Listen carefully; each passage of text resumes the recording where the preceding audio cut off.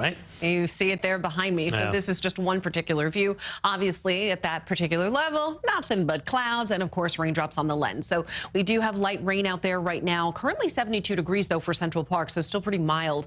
The winds are light and variable. That relative humidity definitely cranking up there. So we look at these numbers. They range from the upper 60s in places like Monticello and Sparta to the mid 70s, because we are at 75 degrees for Brick. Everybody else on this map in the low 70s. So mild, cloudy, rainy for some.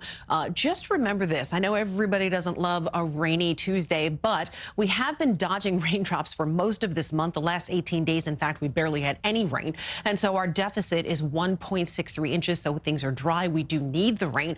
And it looks like we have a good chance of making up at least that portion of the deficit. So we take a look right now. We're looking at one cell of some more moderate rain moving across Paterson, New Jersey right now. A wider view shows you that most of the rain we're seeing is fairly light across the tri-state area right now. But this particular rain that we're seeing, these showers that we're seeing right now, are also part of a trough, an area that you can see that sort of originates here in the mid-Atlantic states right now, just off the North Carolina coast. And then you can see it moving north through the Delmarva Peninsula straight into our area. But this is sort of round two, if you will, the shower and thunderstorm activity that we're expecting out in advance of the cold front. This moves through later today, and that rain is expected to be much heavier.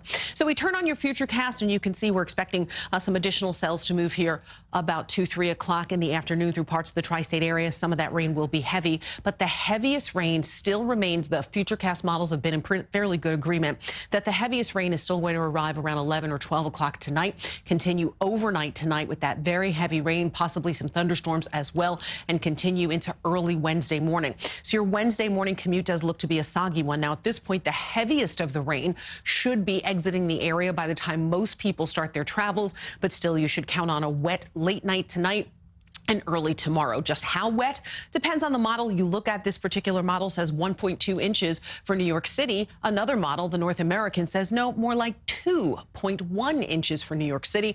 But generally speaking, we're going 1 to 2 inches widespread, so count on some heavy rain.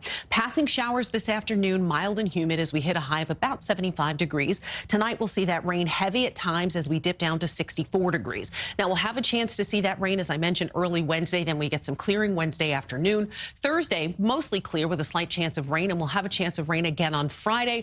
But you can see things get cool on Friday, and they stay cool through the weekend. Chris? Okay, Elise, thank you.